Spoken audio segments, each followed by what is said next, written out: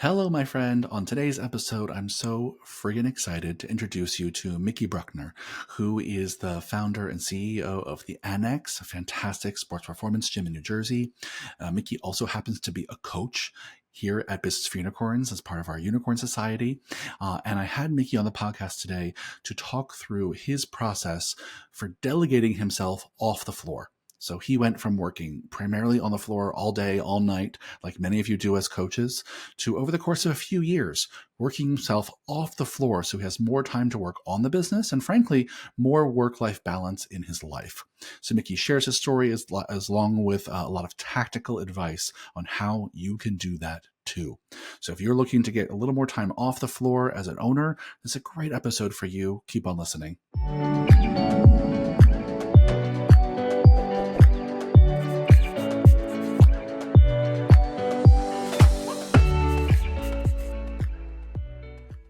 Hello, fitness business nerds. What's up? Welcome to another episode of the Business for Unicorns podcast. Before I jump into today's very exciting episode, I want to let you all know that we are opening up another round of our world famous program called Gym Growth Blast Off. We did it once already this year. This is the second time in 2024 we're doing it. So basically the way it works is that you will work personally with Mark Fisher for 12 weeks to grow your monthly recurring revenue at your gym.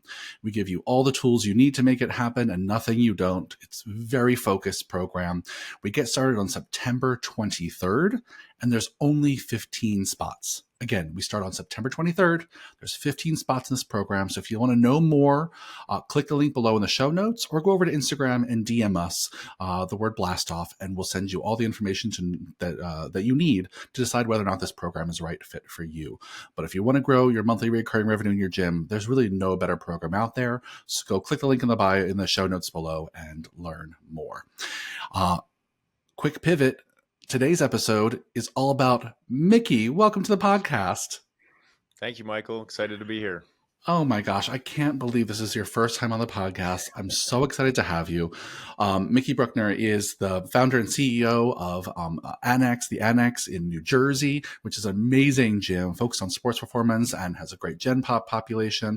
And Mickey, at the start of 2024, also became a coach of Business for Unicorns. So we've been working together since January, which has been such a thrill and a privilege for me.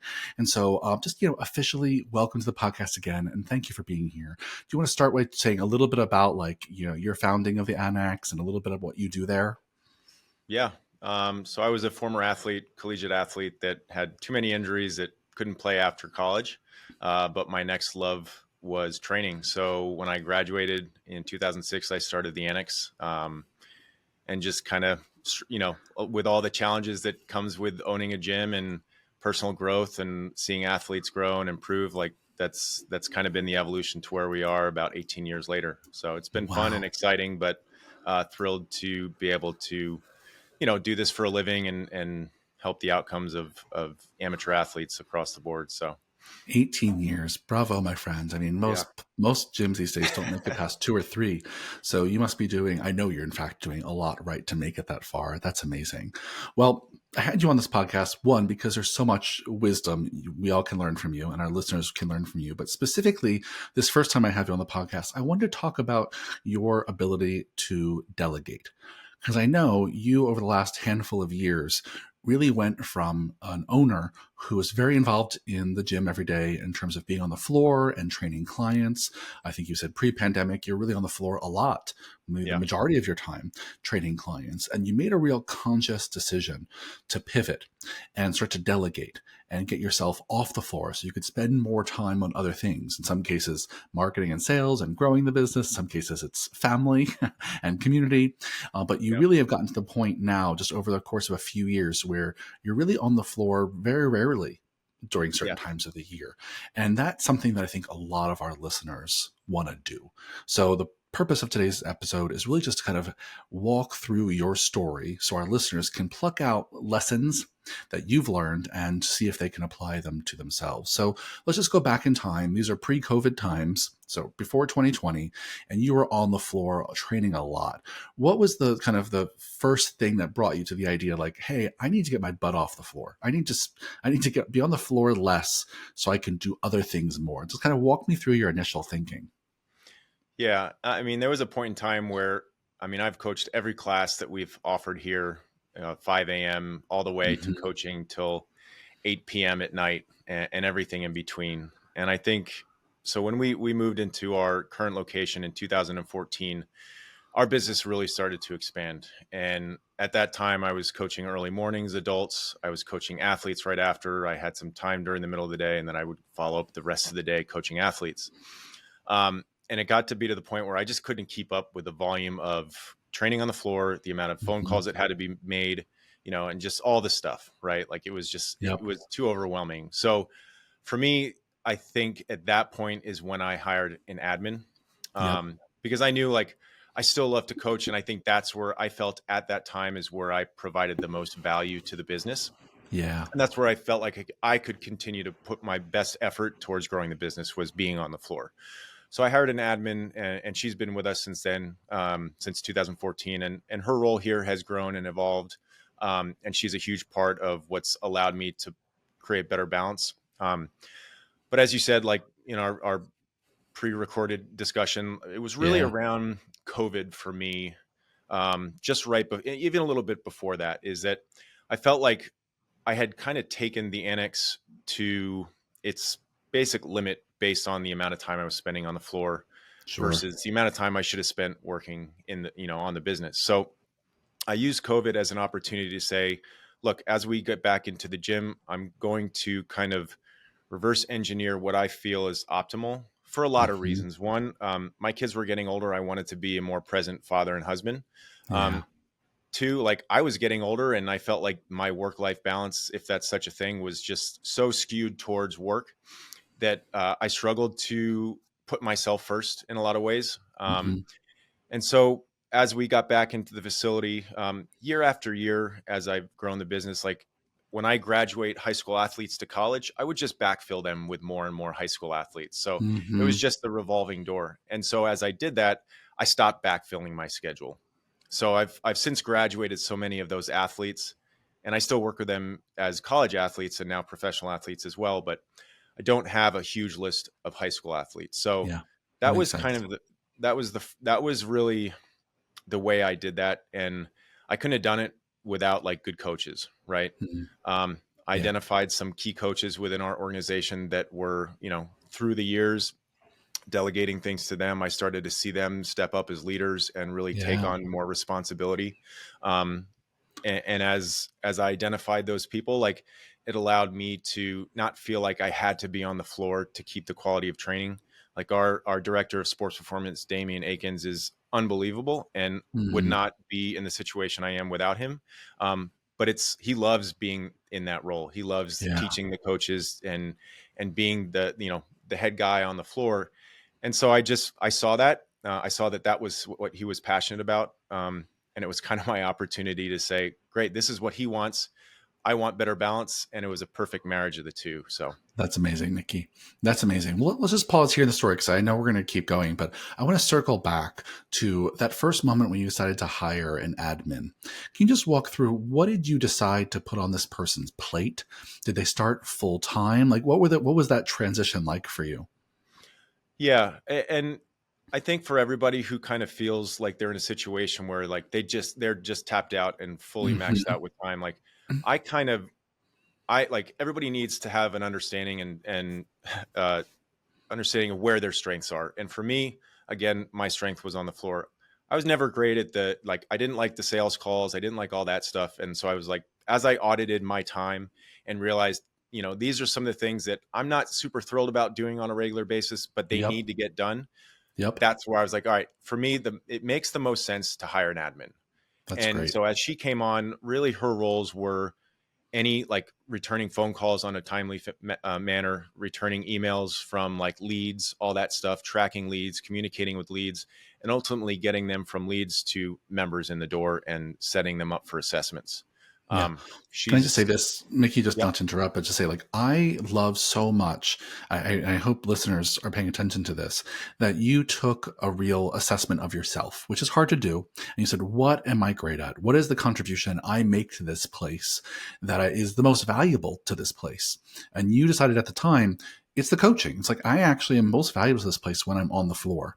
Yeah. But I realize there's all this stuff I can and should and need to be doing, Yeah.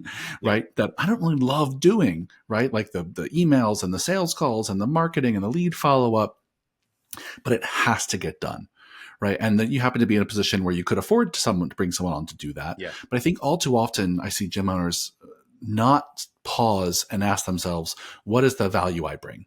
And instead, what they do is say, well, what I see other gym owners doing is getting off the floor and doing Mhm. all the sales and marketing, et cetera. What you don't have to, right? Yeah. You don't have to. To your point, you stayed on the floor a little bit longer, and were more be able to be more present on the floor because you hired someone to do the other stuff. I think that's a path that often people don't choose, but it came after really thoughtful reflection on your part, which I think was fantastic. So you got this admin up and running, and they took off your plate a lot of the behind the scenes work, some lead follow up, etc. And then the next stage of your story was where you started to identify people on your team who you could delegate things to. So Yeah. can you say a little bit when you started to find those initial people on your team that you saw as ready for delegation? How did you know? Like, how did you pick the people who were like, oh, you could handle some more responsibility. You look like you're ready to grow. Like, how did you identify those people in your team? Because I talk to gym owners all the time who are like, I don't know if I have anyone on my team I can Yeah. delegate to. So how did you know? Yeah. I mean, it's a couple things. It's again, auditing like, hey, out of all the things I'm doing on a regular basis, what can be pushed down to somebody else Yeah. to free up some time? Uh, what are some of the strengths, right, of my team members? Like, what are the things they enjoy doing? And that just comes through one-on-one meetings and Mm-hmm. conversations and dialogue with them. Um, but also, oddly enough, it's like they come up to me and say, "Hey, I think we can do this better." Mm, Sure.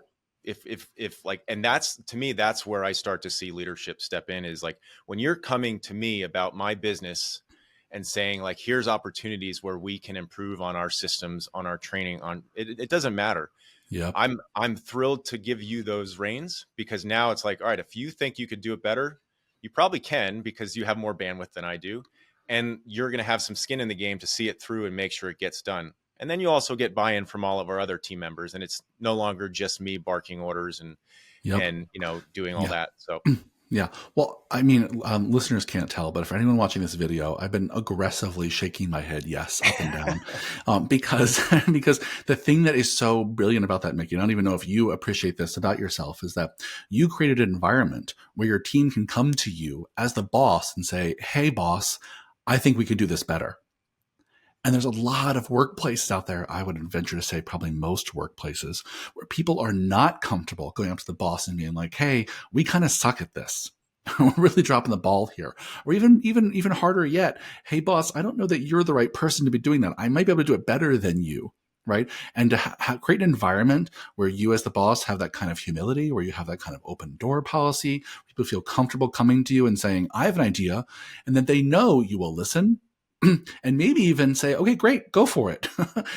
Run with the ball. Go ahead. If you have idea, I would love to have you see that through. And I think that really is a special kind of leadership that I don't know if you even appreciate about yourself, because not every team is like that. So I think, we could spend the whole rest of the podcast talking about how you created that environment. But I think that for our listeners, I just wanted to point out that Mickey created an environment where people on the team felt comfortable coming to him saying, hey, boss, I think we need to do better. Let me try. And that's huge.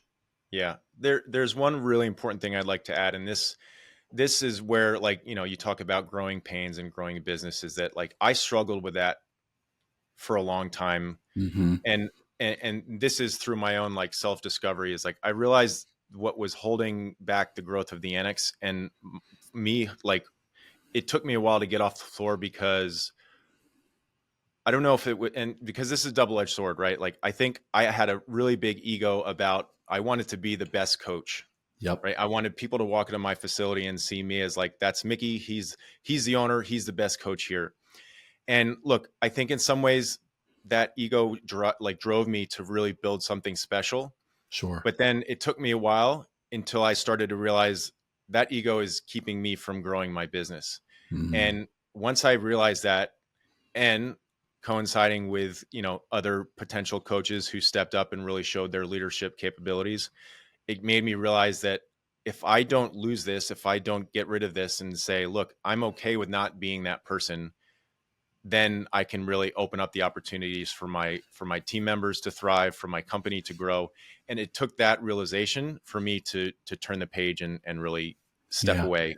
And I think for me, it's like I want to be seen as somebody who's now helping the futures of my coaches. And I'm still coaching athletes and I still have a really good, strong rapport. But I think that was the tipping point for me when I realized how self-limiting that was in the growth of my business. So Yeah. I just want to give you a round of applause, Mickey. I think it's so good. It's so good. I mean, this is why I went to having the podcast, because you really have went through such a great transformation. And part of it is that, right, is to be able to recognize for yourself, hey, at one point my ego is really driving the growth of this business. And I wanted to be the best, and I showed up like I was the best, and it was all about me. It was the Mickey show. And that can take you far, right? It can yeah, take you far, but only so far. And then there's some point that comes where you have to be a manager and a leader, which means your success is other people's success. And that's a real pivot.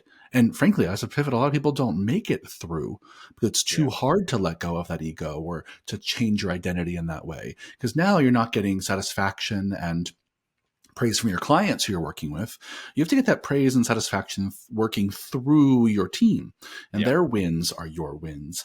And that's a tough transition to make. But I think for any of you listening and you've been stagnant in your business has not been growing, or it's been a little bit plateaued in some way, it might be useful to look inward and say, okay, how am I as the owner holding us back? Is there any part of it where my ego might be holding us back? And how do you change that? And you can, right? It's an identity shift you had to make, but you did. So bravo. I love that so much. Let me ask you a tactical question here. So clearly you've done a lot of delegating, starting way back during the COVID times when you shifted your schedule. And since then, I know you've continued to delegate and put things on other people's plates. Can you just say a little bit of what have you learned about what makes good delegating? so I think at first, like, you just have to you have to make sure the task that you're giving to that individual aligns with their strengths, right? Yeah. um, Again, I saw the value in when I like realized what my strengths were versus what I should be delegating. I think that's first and foremost, and giving the right task to the right person.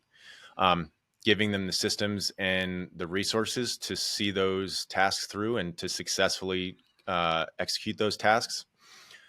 I think upfront early on, giving them the grace to mess up from time to time, right? Mm-hmm. Because Lord knows we've all, like, sometimes you got to mess up to really learn your lessons. And then over time, like, I think Pete I loved his line, is like, I'm going to micromanage you through this task until you can prove to me you can't get it wrong.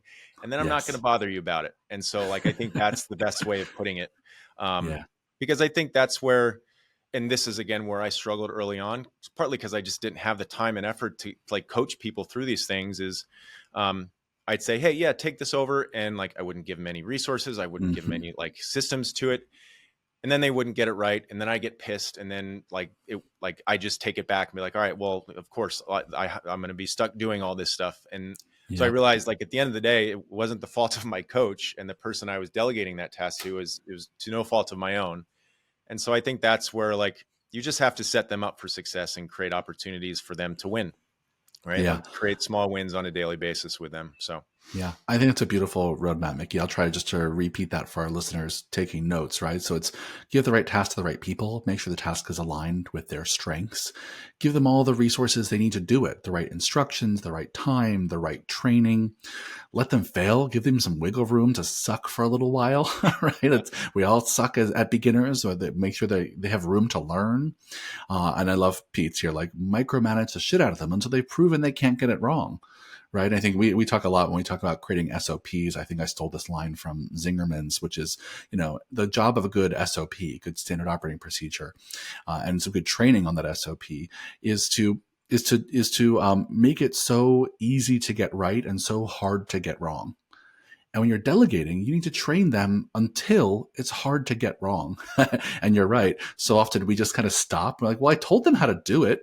And then they suck at it. And we're like shocked and like heartbroken and pissed. So we have to take it on again. It's like, well, that's not enough. That's actually not enough. You took 5 years to get good at this and you tried to delegate it to them in 5 minutes. Yeah. So I think those are really, really critical. And then over time, making sure that they are praised for their wins, right? Like you give them room to like have some wins, and they feel appreciated by you for doing good work. That'll keep them going. Yeah. Yeah.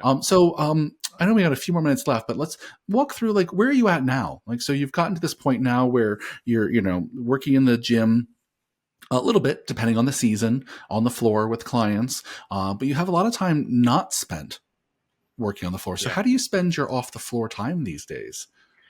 Yeah. So it's more or less like looking at how the growth on a high level view is for the annex. Yeah.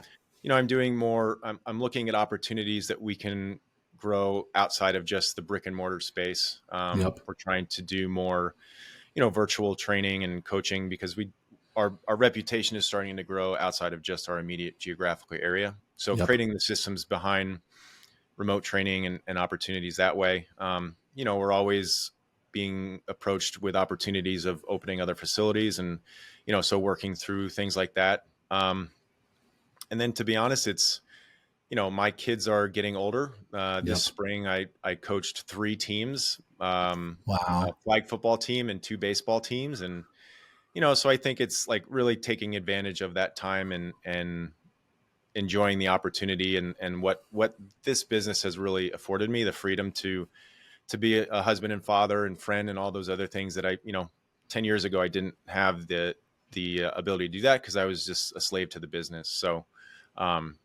yeah. And I think it's looking at also the last thing is like looking at ways that I can continue to grow and build the opportunities for my team. Right. Yeah. Yeah, So, well, that's huge, Mickey, and you've so earned it. I love the idea that you're able to just have a little bit of that balance that you really yearned for all those years ago. And you get to coach all those local teams and spend time with your family. I know you all went on vacation recently, so I mean, you really are taking advantage of in the best possible way, taking advantage of really leveraging the fact that being your own boss means you have a little more freedom, maybe than the average person, when it comes to how you spend your time, and the fact that you delegated so methodically to get this place is really impressive. So thank you so much for coming to share your story. I know I'm having you back on the podcast at some point soon, but the fact that this was your first episode makes me so happy because I think this is something that many of our listeners really strive to do. And you're such a fantastic, real, live, living example of how to do it well. Yeah. Any final advice or tips for our listeners as we close out here? no, I think I just want to add that, you guys through BFU, you came into my life at like the perfect time and created a lot of clarity in terms of like the next steps of how I can continue to grow. So, I credit you guys for helping with that clarity and then, creating the opportunity to see where like my energy should have been put forward. So I appreciate Yeah. you all and thank you. Yeah, well, I'm so grateful that we could play even a small part in your growth. And now that you're working with us for Unicorn Society, listeners, if you want to come work with Mickey, he's one of the coaches in Unicorn Society. Come check us out. Thanks again for being on the podcast, Mickey. And listeners, if you want to learn more about our Gym Growth Blast Off launching in September, go click down in the show notes or go over to Instagram and DM us the word Blast Off, and we'll send you all the information you need. Thanks again, Mickey. I'll see you on another one soon, I'm sure. Thanks, Michael.